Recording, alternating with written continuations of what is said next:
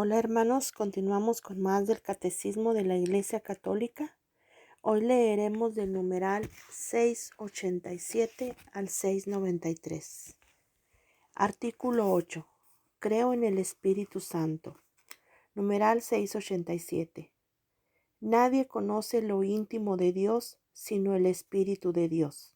Primera de Corintios 2, versículo 11. Pues bien, su Espíritu que lo revela nos hace conocer a Cristo, su Verbo, su palabra viva, pero no se revela a sí mismo. El que habló por los profetas nos hace oír la palabra del Padre, pero a Él no le oímos. No le conocemos sino en la obra mediante la cual nos revela al Verbo y nos dispone a recibir al Verbo en la fe. El Espíritu de verdad que nos desvela a Cristo no habla de sí mismo.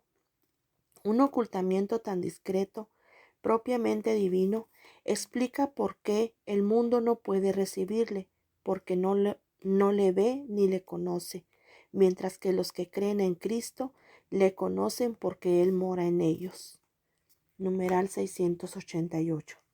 La Iglesia, comunión viviente en la fe de los apóstoles que ella transmite, es el lugar de nuestro conocimiento del Espíritu Santo.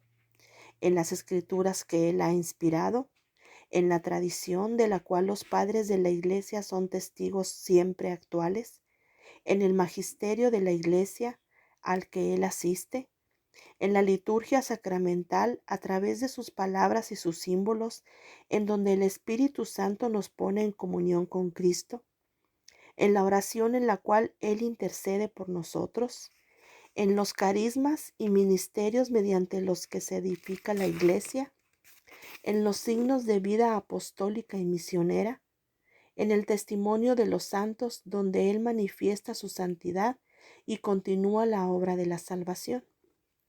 Capítulo 1. La misión conjunta del Hijo y del Espíritu. Numeral 689. Aquel que el Padre ha enviado a nuestros corazones, el Espíritu de su Hijo, Gálatas 4, versículo 6, es realmente Dios, consubstancial con el Padre y el Hijo. Es inseparable de ellos, tanto en la vida íntima de la Trinidad como en su don de amor para el mundo.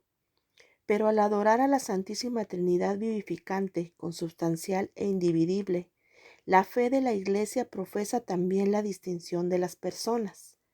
Cuando el Padre envía su Verbo, envía también su aliento, misión conjunta en la que el Hijo y el Espíritu Santo son distintos pero inseparables.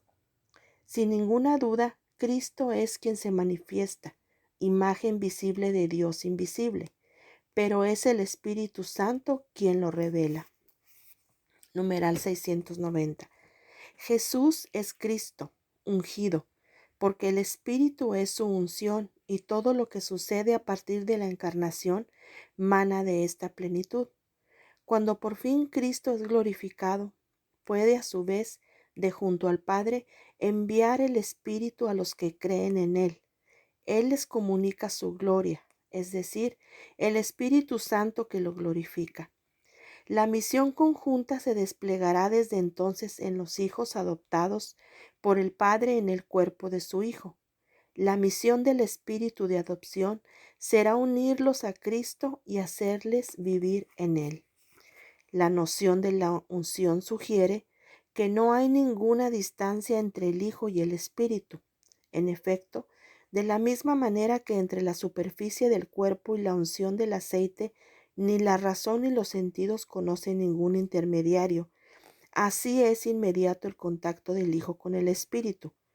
De tal modo que quien va a tener contacto con el Hijo por la fe, tiene que tener antes contacto necesariamente con el óleo. En efecto, no hay parte alguna que esté desnuda del Espíritu Santo.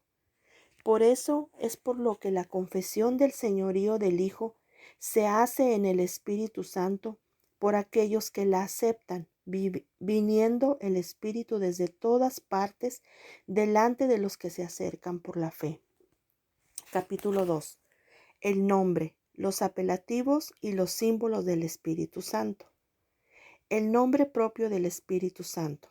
Numeral 691. Espíritu Santo, tal es el nombre propio de aquel que adoramos y glorificamos con el Padre y el Hijo. La Iglesia ha recibido este nombre del Señor y lo profesa en el bautismo de sus nuevos hijos. El término espíritu traduce el término hebreo ruah, que en su primera acepción significa soplo, aire, viento.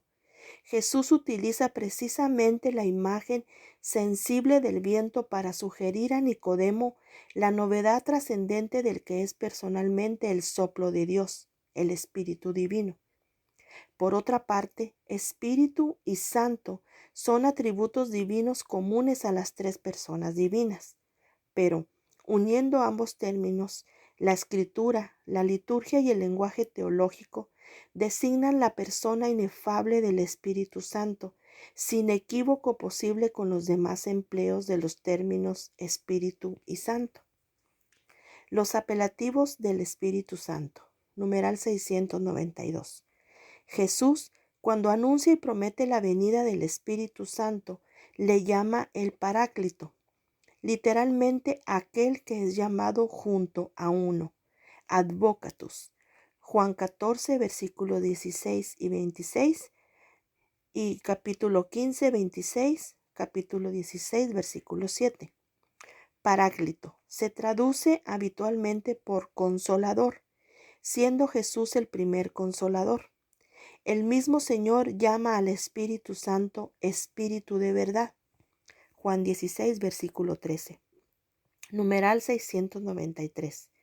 Además de su nombre propio, que es el más empleado en el libro de los Hechos y en las cartas de los apóstoles, en San Pablo se encuentran los siguientes apelativos: el Espíritu de la promesa, el Espíritu de adopción, el Espíritu de Cristo. Romanos 8, versículo 11. El Espíritu del Señor, 2 de Corintios 3, versículo 17. El Espíritu de Dios, Romanos 8, versículos del 9 y 14 y 15 y 19. Primera de Corintios 6, versículo 11 y capítulo 6, versículo 40. Y en San Pedro, el Espíritu de gloria. Primera de Pedro 4, versículo 14. Ok, hermanos, hasta aquí el día de hoy. Continuamos más adelante con más del Catecismo de la Iglesia Católica. Dios los bendiga.